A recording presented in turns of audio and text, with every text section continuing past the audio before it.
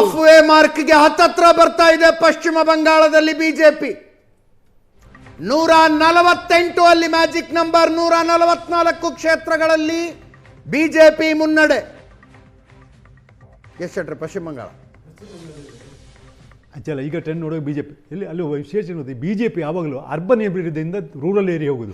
ಪಶ್ಚಿಮ ಬಂಗಾಳದ ಹಾಗಲ್ಲ, ರೂರಲ್ ಏರಿಯಾದಿಂದ ಅರ್ಬನ್ ಏರಿಯಾ ಬಂದದ್ದು. ಲಾಸ್ಟ್ ಎಲೆಕ್ಷನ್ ಜಾಸ್ತಿ ಸೀಟ್ ಗೆದ್ದದೇ ಅವರು ರೂರಲ್ ಏರಿಯಾಗಳಲ್ಲಿ. ಅದು ಯಾಕೆ ರೂರಲ್ ಏರಿಯಾಗಳಲ್ಲಿ ಮುಸ್ಲಿಮ್ಸ್ ಡಾಮಿನೇಷನ್ ಸ್ವಲ್ಪ ಕಮ್ಮಿ ಉಂಟು, ಮತ್ತು ಅರ್ಬನ್ಗಳು ಎಲ್ಲೇ ಕಡೆ ಮುಸ್ಲಿಮ್ಸ್ ಎಲ್ಲ ಡಾಮಿನೇಟ್ ಆಗೋದು, ಸಿಟಿಗಳಲ್ಲಿ ಇವರು ಜಾಸ್ತಿ ಆಗಿ.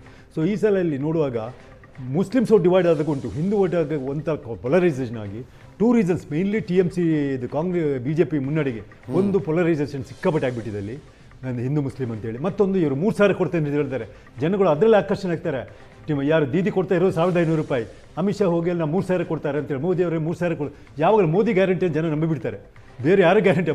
ಮೋದಿ ಅವರು 3,000 ಕೊಟ್ಟರೆ ಅದು ಗ್ಯಾರಂಟಿ ಸಿಗುವಾಗೆ. 3,000 1,500 ಜನ ಹಿಂಗ್ಸ್ರಿ ಏನಾಗ್ತದೆ, 1,500 ತಿಂಗಳಿಗೆ ದೊಡ್ಡ ಅಮೌಂಟು. 1,500 ಜಾಸ್ತಿ ಬರೋದು ಯಾವ ಪಕ್ಷಕ್ಕೆ ಓಟ್ ಮಾಡಿಬಿಡ್ತಾರೆ. ಮೇನ್ಲಿ 2 ರೀಸನ್ ನಾನು ಬಾರಿ ನೋಡಿದಲ್ಲಿ. ಒಂದು ಪೊಲರೈಸೇಷನ್, ಸೆಕೆಂಡ್ ಫ್ಯಾಕ್ಟ್ ಇದೆ 3,000 ಇದು ಕೊಟ್ಟಿದ್ದಾರಲ್ಲ, 1,500ಗೆ ಡಬಲ್ ಆಗಿ ಕೊಡ್ತಾರೆ ಅಂತ ಹೇಳಿದಾರಲ್ಲ, ಅದು ಈ ಮೇನ್ 2 ರೀಸನಿಂದ ಆ ಕಡೆ TMC ಕಡೆ ಓಟ್ ಆಗಿರ್ಬೋದು. ಮತ್ತು ಹಿಂದೂ ಓಟ್ಸ್ ಇವನ್ ಆಗಿದೆ. ಹಿಂದೂ ಓಟ್ಸ್ಗಳು ಭಾರಿ ಕಾಂಪಿಟೇಷನ್ ಅಲ್ಲ, ಮುಸ್ಲಿಂ ಓಟ್ ಡಿವೈಡ್ ಆಗಿದೆ. ಅಲ್ಲಿ TMC ಅದು ಮೇಜರ್ ಪಾರ್ಟಿ ಆದರು, ಅದಕ್ಕೆ ಕಾಂಗ್ರೆಸ್ ಅದೇ ಓಟ್ ಬ್ಯಾಂಕ್ ಫೈಟ್ ಮಾಡ್ತಾ ಇರೋದು. ಮಾರ್ಕೃಷ್ಣ ಅವರು ಅದೇ ಮಾಟಿಗೆ, ಹುಮಾಯೂನ್ ಬಬ್ಬು ಯಾರೋ ಅವನು ಕಬೀರ್ ಸುಲ್ಮಾ ಅವನು ಹೋಗಿದ್ದಾನೆ, ಓವರ್ಸೀಸ್ ಹೈದರಾಬಾದಿಂದ ಹೋಗಿದ್ದಾನೆ. ಎಲ್ಲರೂ ಮುಸ್ಲಿಂ ಸಿಟಿಗೆ ಹೋಗಿ ಅಲ್ಲಿ 4-5 ಅಲ್ಲಿ ಕಂಟೆಸ್ಟ್ ಕ್ವಾಡ್ರ್ಯಾಂಗ್ಯುಲರ್ ಕಂಟೆಸ್ಟ್ ಹೋಗುವಾಗ ಅಂಥ ಕ್ಷೇತ್ರಗಳಲ್ಲಿ ಕೆಲವು ಹಿಂದೂಗಳ ಯುನೈಟ್ ಆಗಿ ಹೋಗಿಬಿಟ್ರೆ ಆ ಸೀಟ್ಗಳು TMC ಹೋಗೋದು ಪರಿಣಾಮ ಆ್ಯಕ್ಚುಲಿ. ಈಗ ನೋಡಿ ಅಲ್ಲಿ ಇವರು ಲೀಡಲ್ಲಿದ್ದಾರೆ ಅಂತ ಹೇಳ್ತಾರೆ. ಈಗ ಅಲ್ಲಿ ಭವಾನಿಪುರ ಕ್ಷೇತ್ರದಲ್ಲಿ ಸುವೇಂದ್ರ ಅಧಿಕಾರಿ ಇಸ್ ಲೀಡಿಂಗ್ ಅಂತ ಹೇಳ್ತಾರೆ. ಆ ಕ್ಷೇತ್ರದಲ್ಲಿ 40-50 ಸಾವಿರ ಹೋಟೆಲ್ಗೆ ಗೆಲ್ತಾ ಇದ್ರು ಮಮತಾ.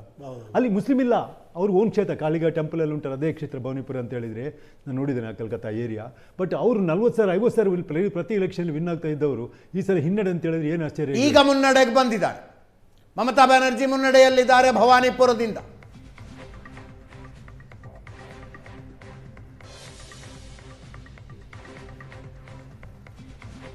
ಕೇರಳದಲ್ಲಿ ಬಿಜೆಪಿ ರಾಜ್ಯಾಧ್ಯಕ್ಷ ರಾಜೀವ್ ಚಂದ್ರಶೇಖರ್ ಮುನ್ನಡೆ.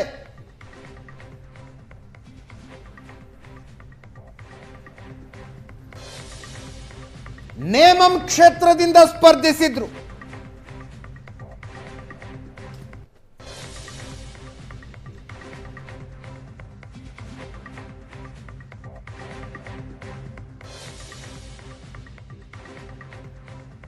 ಐವತ್ನಾಲ್ಕು LDF, UDF 81.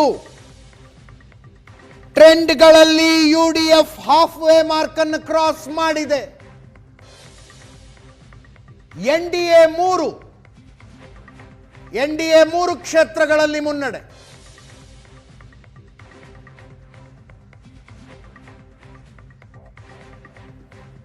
ಅಶ್ವಥ್ ನಾರಾಯಣರೇ, ಪಶ್ಚಿಮ ಬಂಗಾಳ ಬಹಳ ಕ್ರೂಷಿಯಲ್. ಆ ಕಠಿಣ ಪರಿಶ್ರಮವನ್ನು ನೋಡಿದ್ರೆ, ಹಾಕಿದ್ದ ಎಫರ್ಟನ್ನು ನೋಡಿದ್ರೆ ಎಲ್ಲಿಂದ ಎಲ್ಲಿಗೋ ಹೋಗ್ಬೇಕು BJP. ಅಲ್ರಿ 15 ದಿವಸ ಒಂದು ಫೇಸ್ ಎಲೆಕ್ಷನ್ಗೆ ಅಮಿತ್ ಶಾ ಹೋಗಿ ಕೂತ್ಕೊಂಡ್ಬಿಡ್ತಾರೆ ಅಂತಂದರೆ, ಎಕ್ಸಿಟ್ ಪೋಲ್ಗಳ ನುಡಿದ ಭವಿಷ್ಯ ನಿಜ ಆಗಿ ಪಶ್ಚಿಮ ಬಂಗಾಳದಲ್ಲಿ BJP ಸರಳ ಬಹುಮತದೊಂದಿಗೆ ಅಧಿಕಾರಕ್ಕೆ ಬಂದದ್ದೇ ಆದರೆ man of the match Amit ಶಾನೇ. ಅಗ್ರಿ ಅಜಿತ್? ಒಂದು ಶೆಟ್ರು ಅವಾಗಲೇ ಭಾಳ ಚೆನ್ನಾಗಿ ಹೇಳಿದ್ರು, ಒಂದು ಮಾತು ಹೇಳಿದ್ರು. ಉತ್ತರ ಭಾರತದಲ್ಲಿ ಪರ್ಟಿಕ್ಯುಲರಾಗಿ ನಮ್ಮದು ಈಗ ಏನು ಚುನಾವಣೆ ನಡೀತಾ ಇರೋ ರಾಜ್ಯಗಳೇನಿದೆ 10 ಸೀಟ್ ನಮ್ದು ಇರಲಿಲ್ಲ. ಹೌದು, 5 ರಾಜ್ಯಗಳಲ್ಲಿ 10 ಸೀಟ್ ನಮ್ದು ಇರಲೇ ಇಲ್ಲ.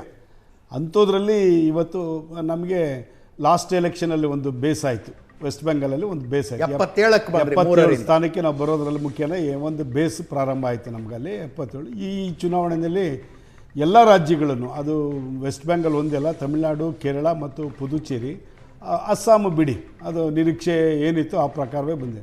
ಇನ್ನು ಬಾಕಿ 3 ರಾಜ್ಯಗಳಲ್ಲಿ ನಮ್ಮ ನಿರೀಕ್ಷೆಗಿಂತಲೂ ನಮ್ಮದು ಪರ್ಫಾರ್ಮೆನ್ಸು ಚೆನ್ನಾಗಾಗಿದೆ. ನೀವು ಹೇಳ್ದಂಗೆ ವೆಸ್ಟ್ ಬೆಂಗಾಲಲ್ಲಿ ಅಮಿತ್ ಶಾ ಅವರು 15 ದಿನ ಹೆಚ್ಚು ಕಮ್ಮಿ ಒಂದು 20 ದಿನ ಚುನಾವಣೆ ಪೂರ್ವದಲ್ಲಿ 4-5 ಬಾರಿ ಅಲ್ಲಿ ಹೋಗಿರ್ತಕ್ಕಂಥದ್ದು ಮಾಡಿರ್ತಕ್ಕಂಥದ್ದು. ಒಂದು ಈ 5 ರಾಜ್ಯದ ಚುನಾವಣೆಗಳನ್ನು ನೋಡಿದ್ರೆ ಏನು ಯಾವತ್ತಿದ್ರು ಮೈನಾರಿಟಿ ವೋಟ್ಸು ನಮಗೆ ಅನ್ನುವಂಥದ್ದು ಏನು ಯಾರು ಅಂದ್ಕೊಂಡಿದ್ರು ಅದು ಇವತ್ತು ಅದಿಲ್ಲ, ನಮಗೆ ಬಂದೇ ಬರುತ್ತೆ ಅನ್ನತಕ್ಕಂಥದ್ದು ಇವತ್ತು ಯಾವ ಪಾರ್ಟಿಯವರು ನೆಚ್ಕೊಳ್ಳಿಕ್ಕೆ ಆಗೋದಿಲ್ಲ. ಇದೆಲ್ಲ ಐ ಡೋಂಟ್ ಅಗ್ರಿ. ಮೈನಾರಿಟಿ ಓಟ್ಗಳೆಲ್ಲ ಅವ್ರಿಗೆ ಹೋಗಿದ್ದಾವೆ. ಹಿಂದೂ ಓಟ್ ಕನ್ಸಾಲಿಡೇಷನ್ ಮಾಡುವಲ್ಲಿ ನೀವು ಅಲ್ಲ, ಮೈನಾರಿಟಿ ಓಟ್ನ ನಮಗೆ ಬರುತ್ತೆ ಅಂತ ನಂಬ್ಕೊಳ್ಳೋಂಥ ಪರಿಸ್ಥಿತಿಯಲ್ಲಿ ಯಾರೂ ಇಲ್ಲ ಇವತ್ತು. ಆದರೆ Hindu vote consolidate BJP Hindu consolidation ಇಂದ ಈ ನಂಬರ್ಸ್ ಆಗಿದೆ ನಮ್ಗೆ ಅದು ನಮಗೆ ಫೇವರ್ ಆಗಿದೆ. ಜೊತೆಯಲ್ಲಿ ಮೈನಾರಿಟಿ ಓಟು ಸ್ಪ್ಲಿಟ್ ಆಗಿರತಕ್ಕಂಥದ್ದು.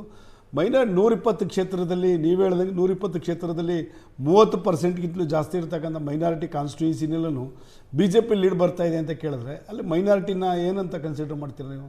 ಯಾರ ಪರವಾಗೂ ಅವರೇನು ಒಂದೇ ಪಾರ್ಟಿಗೆ ಒತ್ತುವಂಥ ಪರಿಸ್ಥಿತಿಲಿ ಇವತ್ತಿಲ್ಲ. ಎಲ್ಲ ಕಡೆನೂ ಮೈನಾರಿಟಿ ಯೋಚನೆ. ಪಶ್ಚಿಮ ಬಂಗಾಳ ಹಾಫ್ ವೇ ಮಾರ್ಕ್ ಅನ್ನು ಕ್ರಾಸ್ ಮಾಡಿದೆ ಬಿಜೆಪಿಯ ಲೀಡು. 163 ಕ್ಷೇತ್ರಗಳಲ್ಲಿ ಬಿಜೆಪಿ ಮುನ್ನಡೆ.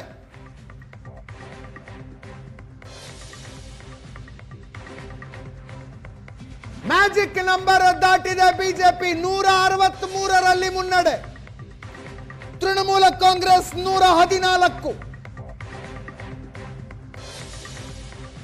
ತೃಣಮೂಲ ಕಾಂಗ್ರೆಸ್ನ ಶಾಸಕರಿದ್ದ 88 ಕ್ಷೇತ್ರಗಳಲ್ಲಿ ಬಿಜೆಪಿ ಮುನ್ನಡೆ.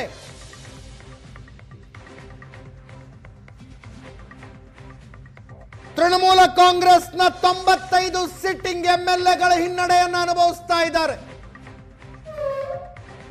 95 ಸಿಟ್ಟಿಂಗ್ ಎಂಎಲ್ಎಗಳ ಹಿನ್ನಡೆಯಲ್ಲಿದ್ದಾರೆ ತೃಣಮೂಲ ಕಾಂಗ್ರೆಸ್ನ 95 ಶಾಸಕರು.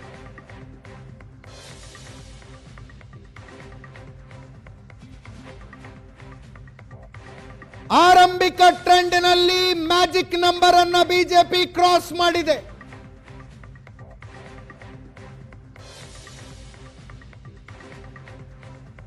ಸಮಯ 10 ಗಂಟೆ ಆಗ್ತಾ ಬಂತು. ಇನ್ನೊಂದು ಅರ್ಧ ಗಂಟೆ ಅಥವಾ 1 ಗಂಟೆ ಹೋದರೆ ಟ್ರೆಂಡ್ ಸೆಟ್ ಆಗ್ತಾ ಹೋಗುತ್ತೆ. ಇನ್ನು 1 ಗಂಟೆಯ ನಂತರದ ನಂಬರ್ಗಳು ಅಜಗಜಾಂತರ ವ್ಯತ್ಯಾಸವಾಗುವ ಸಾಧ್ಯತೆಗಳು ಕಡಿಮೆ ಆಗ್ತಾ ಹೋಗ್ತವೆ. 163 ಕ್ಷೇತ್ರಗಳಲ್ಲಿ ಬಿಜೆಪಿ ಮುನ್ನಡೆ.